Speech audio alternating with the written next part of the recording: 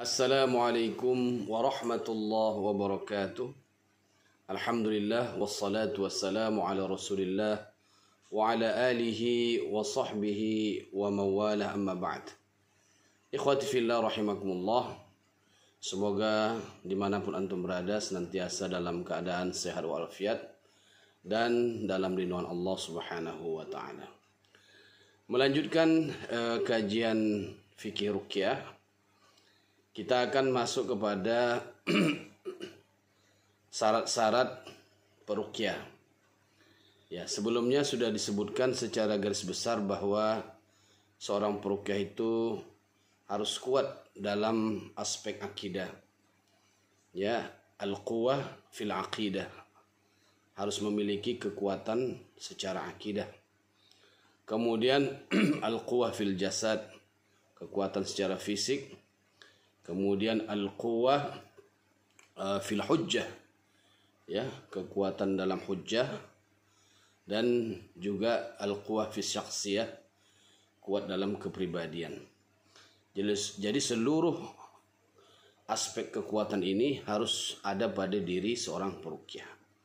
Karena semua itu sangat penting, ya, menjadi suatu keharusan ada pada diri seorang peruqyah. Kalau tidak, maka dia akan sangat lemah di hadapan setan yang senantiasa akan mengintai di saat-saat dia tidak menyadari bahwa dirinya sedang lemah. Nah, kemudian kita lanjutkan kepada syarat-syarat secara khusus yang berkaitan dengan kepribadian seseorang atau masuk dalam konteks al-quwah fi syakhsiyah, ya, al-quwah fi syakhsiyah. Yang pertama, ya, tentu seorang peruqyah itu harus muslim, ya, ayyakuna musliman, hendaklah ia seorang muslim. Nah, ini menjadi syarat, ya, yang utama. Walaupun nanti ada dalam kasus-kasus yang dimunculkan oleh para ulama, ya, bolehkah seorang ahli kitab meruqyah seorang muslim atau seorang Nasrani atau Yahudi, ya, meruqyah seorang muslim? Itu ada di dalam kajian-kajian yang dimunculkan pada masa-masa klasik. Nah, itu bisa dibaca, ya, tapi dalam konteks kekinian sepertinya itu tidak penting. Kenapa? Apalagi di Indonesia barangkali tidak ada seorang Nasrani atau orang Kristen yang hafal, ya, ayat-ayat ruqyah. Ya, demikian juga orang-orang Yahudi. Nah, tapi mungkin di masa lalu bisa saja di saat masih ada teks-teks kitab-kitab Injil, Taurat dan sebagainya. Nah, maka pada suatu ketika ada seorang perempuan Yahudi, ya, meruqyah, ya, seorang sahabiah, maka Rasulullah SAW mengatakan, ya, alijiha bi kitabillah, obatilah dia dengan kitabullah, dengan kitab Allah. Nah, kitab Allah yang dimaksud di sini, ya, bisa kitab Allah yang masih orisinil, ya, dari kalangan Nasrani ataupun Yahudi. Tetapi bisa juga alijiha bi kitabillah itu, ya, obatilah dia dengan Al-Qur'an, ya, obatilah dia dengan Al-Qur'an.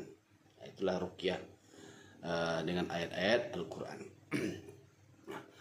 Tapi saat sekarang ini peruqyah insyaallah rata-rata, bukan rata-rata, bahkan secara keseluruhan adalah muslim, ya. Adakah ruqyah di kalangan mereka dalam pengertian lughawi atau bahasa, ya, ucapan-ucapan yang mereka sampaikan di saat mengobati pasien-pasien dari kalangan mereka sendiri, ya, mereka menyebut-nyebut nama Tuhannya dan sebagainya. mungkin itu bisa digolongkan sebagai ruqyah. Tapi dalam konteks Islam itu disebut ruqyah syirkiyah, ruqyah yang mengandung unsur syirik. Kemudian Islam agamanya tentu akidahnya mesti benar. Nah, akidah bisa saja seorang muslim dia, tapi akidahnya masih bercampur dengan keyakinan-keyakinan yang bertentangan dengan ruqyah itu sendiri.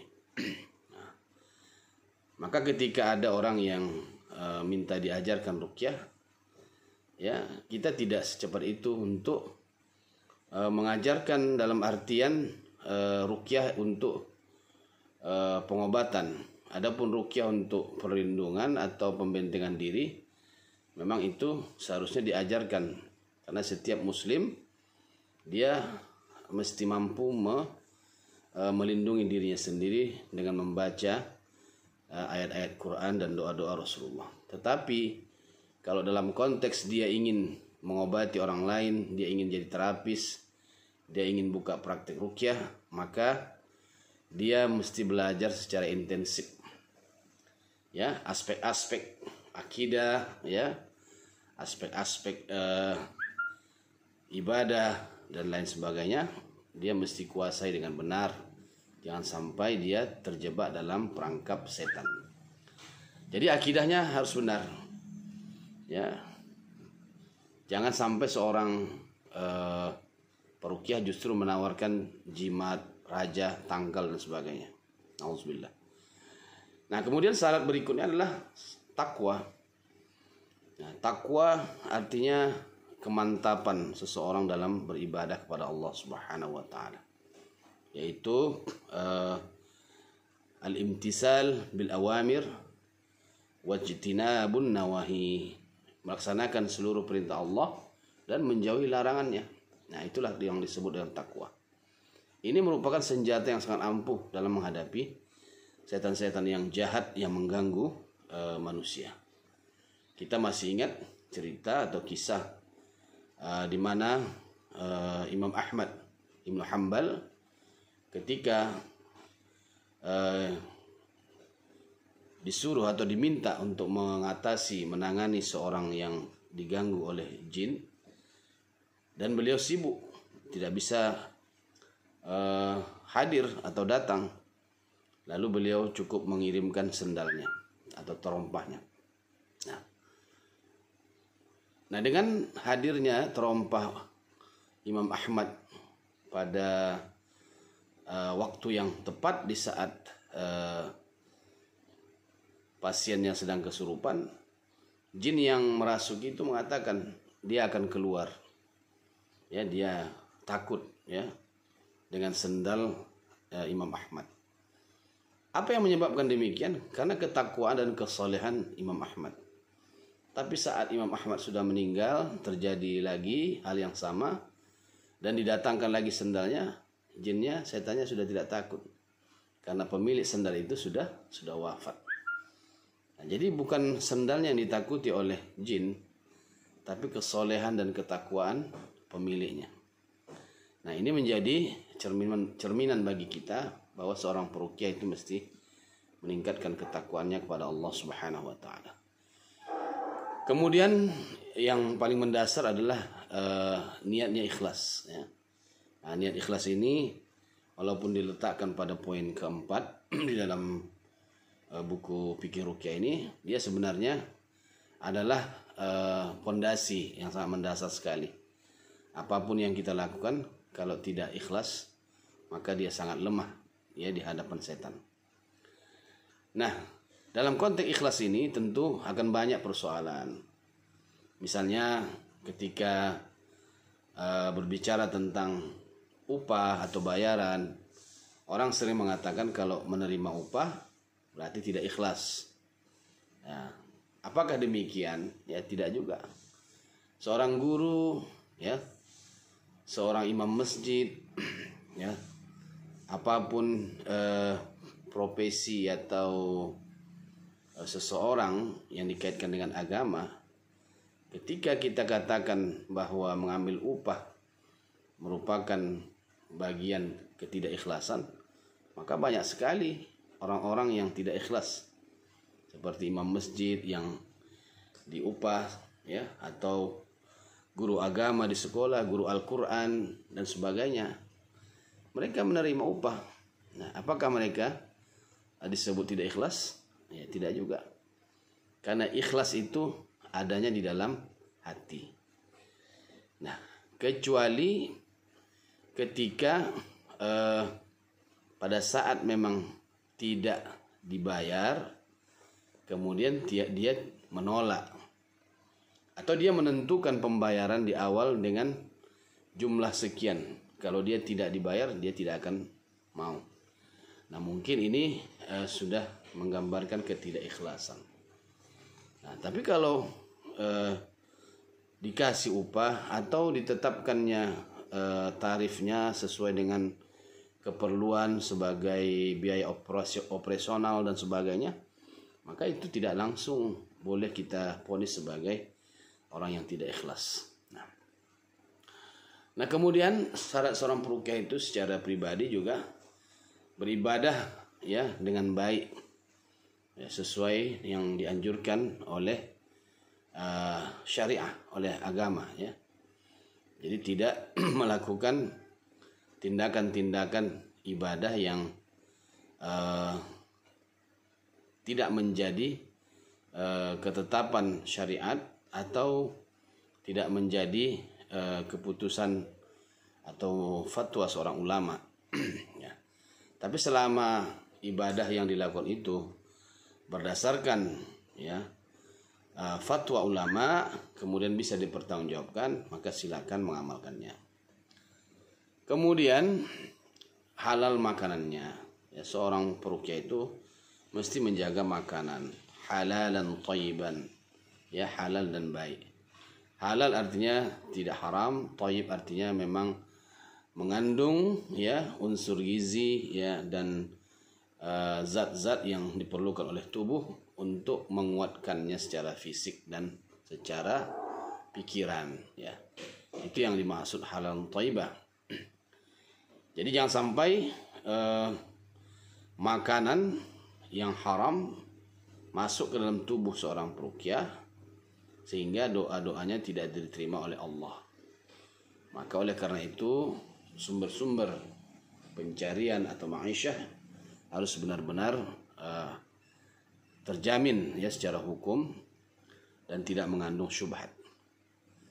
Kemudian yang ketujuh, seorang peruqyah itu harus berpengetahuan, berilmu, ya. Nah, berilmu ini sangat luas pengertiannya. Ya, berilmu dalam artian tidak hanya dalam konteks, ya, berilmu secara syariah. Karena banyak orang yang berilmu, banyak orang yang alim, tapi dia juga belum memahami dunia ruqyah secara keseluruhan. Barangkali sampai di sini karena pembahasan peruqyah yang berilmu ini sangat panjang, dan mungkin nanti ada satu tema khusus, ya, akan membahas tentang pentingnya ilmu bagi seorang peruqyah. Kemudian selanjutnya bacaannya baik. Ini juga perlu dibahas secara mendalam karena masih banyak kita melihat melalui media-media sosial ketika seorang peruqyah, ya, bahkan termasuk peruqyah-peruqyah yang nasional, gitu, ya, ketika kita mendengar bacaannya banyak sekali, ya, hukum-hukum tajwid yang dilanggar. Maka dalam konteks ini ada baiknya memang Arsy atau Asosiasi Ruqyah Syariah membuat, ya, training for trainer, ya, khususnya dalam bidang tajwid Al-Quran. Kemudian syarat berikutnya adalah suci dari hadas dan najis. Ini secara umum, ya, dapat kita pahami bahwa dalam melaksanakan terapi ruqyah, seorang roqi atau seorang peruqyah mesti dalam keadaan suci, ya, karena kesucian dari hadas dan najis ini sangat penting, ya, apalagi di saat kita membaca Al-Quran sebagai ibadah kita kepada Allah Subhanahu wa Ta'ala. Nah, kemudian syarat berikutnya adalah amanah dan menjaga rahasia pasien. Ini juga barangkali perlu nanti satu tayangan khusus ya untuk menjelaskan bagaimana pentingnya sebuah amanah yang diemban oleh seorang roqi sehingga dia tidak mudah untuk membeberkan ya atau mempertontonkan pasiennya ya di khalayak ramai atau di share ke media-media sosial ya. Karena itu bagian aib yang mungkin semua orang tidak akan suka ketika aibnya dibuka di hadapan umum. Nah, baik, kemudian yang ke-11 ya, syarat seorang peruqyah itu menjaga zikir dan amalan sunnah. Barangkali ini juga mudah dipahami ya sebagai penguat diri agar dalam perjalanan hidup seorang peruqyah tidak mudah untuk diganggu atau dipengaruhi oleh bisikan-bisikan setan sehingga ia lemah ya dalam menjalankan tugasnya. Barangkali demikian, mudah-mudahan bermanfaat. Wassalamualaikum warahmatullahi wabarakatuh.